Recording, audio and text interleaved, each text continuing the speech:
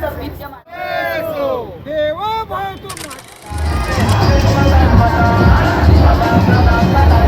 सभी भारतवासियों को मेरा प्यार भरा सलाम। जय महाराष्ट्र, जय भारत, जय संविधान।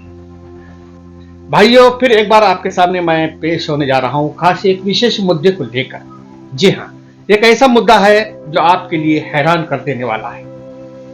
आपको मालूम होना चाहिए कि हाल ही में सोलापुर म्युनिसिपल कॉर्पोरेशन चुनाव कैंपेन में सोलापुर के मतबर मुस्लिम उम्मीदवारों की हार हो चुकी है। सवाल पैदा होता है कि मुस्लिम मतबर उम्मीदवार सामाजिक क्षेत्र में इनका बहुत बड़ा उल्लेखनीय कार्य था, वही लोग चुनाव में हार चुके हैं। सोलापुर महानगर पालिका में मुस्लिम दिग्गजों को बहुत बड़ा झटका महसूस हो चुका है। ये झटका शहर की राजनीति के इतिहास में बहुत बड़ा बदलाव हो सकता है। सोलापुर महानगर पालिका चुनाव के नतीजे ने शहर की रणनीति की दिशा और दशा पूरी बदल कर रख दी है। इस चुनाव में सामाजिक, शैक्षणिक और जनसेवा के क्षेत्र में कई सालों से सक्रिय रह रहे मतबर मुस्लिम नेताओं को करारी हार का सामना करना पड़ा।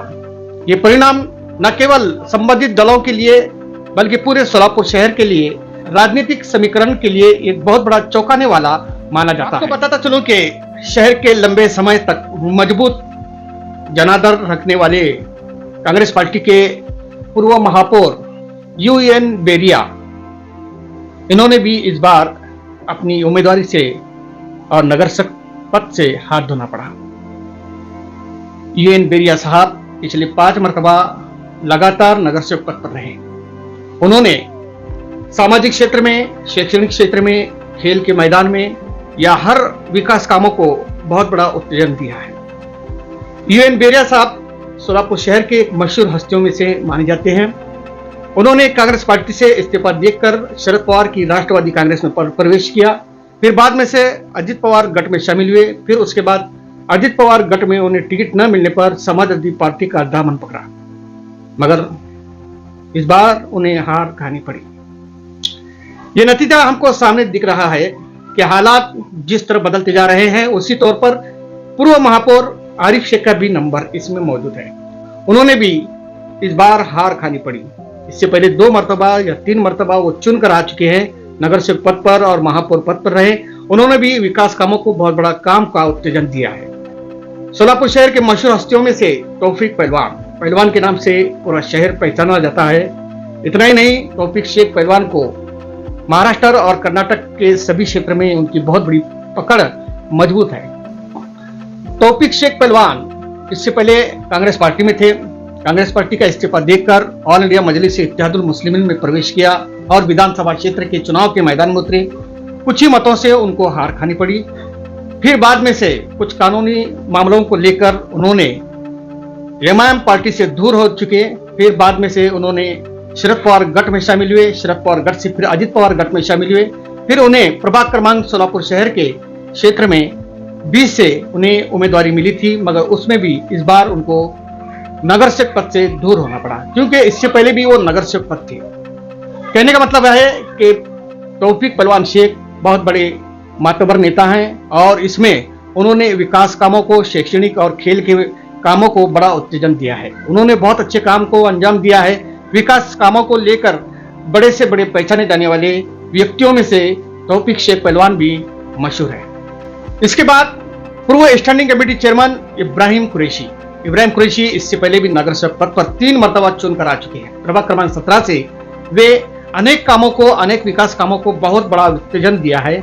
और इतना ही नहीं बल्कि शास्त्रीनगर प्रभाग में बहुत सारे ऐसे छोटे छोटे गटारी रास्ते के कामों को उन्होंने खूब प्रयत्न करके इस काम को अंजाम दिया और शास्त्रीनगर से सभी गटारों को बंद करने में इब्राहिम कुरैशी का बहुत बड़ा हाथ था। इसके अलावा शहर के अतराफ में भी उन्होंने बहुत सारी विकास कामों को उत्तेजन दिया है। इसके बाद पूर्व नगर सेविका बिस्मिल्लाह शिकलगर है। जी हाँ, बिस्मिल्लाह शिकलगर इससे पहले भी 3 मरतबा चुनकर आ चुकी है। उन्होंने भी सामाजिक हित में महिलाओं के लेकर बहुत से विकास कामों को उन्होंने अंजाम दिया है, मगर इस बार उनको भी इस चुनाव में हार खानी पड़ी।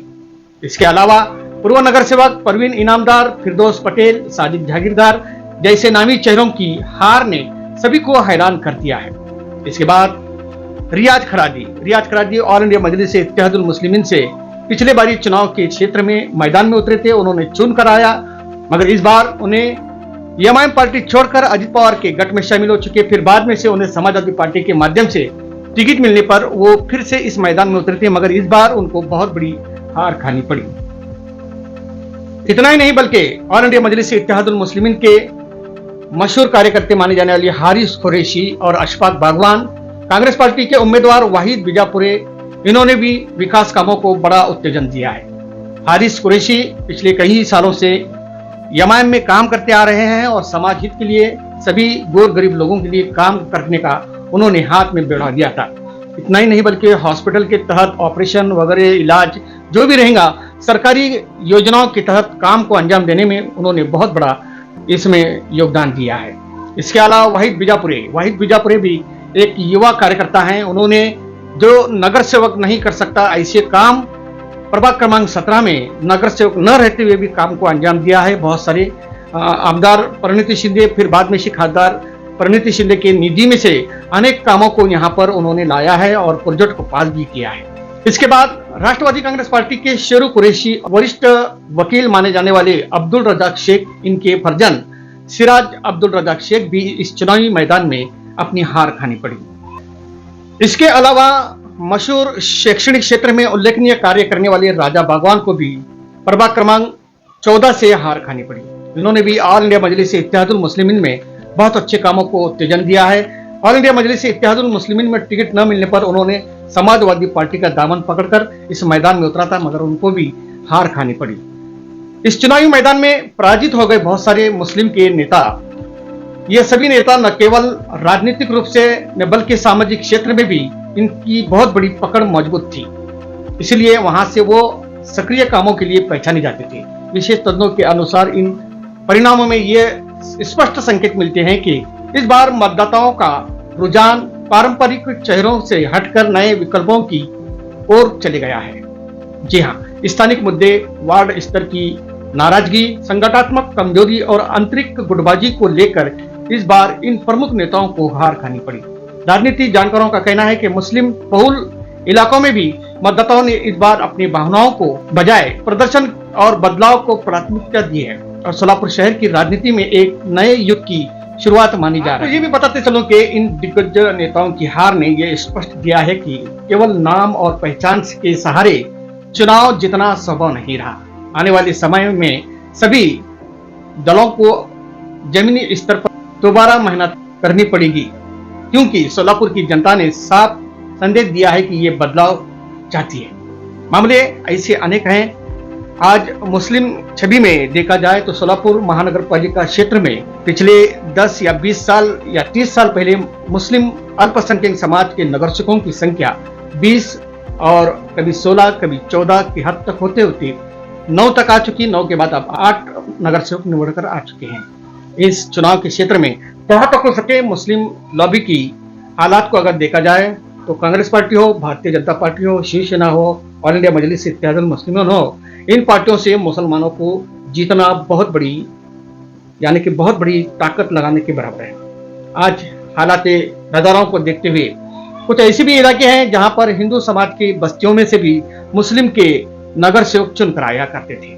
इसमें इस्माइल शेख नाम के व्यक्ति माने जाते हैं। इसके अलावा रियाज हुंडेकरी, जो मुस्लिम इलाका ज्यादा न रहने की वजह से, यानी हिंदू भाइयों का इलाका है, अदर समाज के लोगों का इलाका है, वहां से उन्होंने 2 मरतबा चुनकर आ चुके हैं। जैसा कि प्रभाग क्रमांक 17 जो शास्त्री नगर का इलाका माना जाता है, इस इलाके में भी मुस्लिम अल्पसंख्यक समाज के 3 सीट चुनकर आ सकते थे, मगर आपसी इख्तिलाफ, गुटबाजी और पार्टियों का वजन इस मामले को देखते हुए फिर एक बार यहां से मुस्लिम अल्पसंख्यक समाज को नगर सेवक पद से हाथ धोना पड़ा। धन्यवाद। ये थे मुस्लिम उम्मीदवारों की लिस्ट। फिर एक बार आपको इसी स्तर पर आपसे मुलाकात करेंगे। शुक्रिया। शब्द है।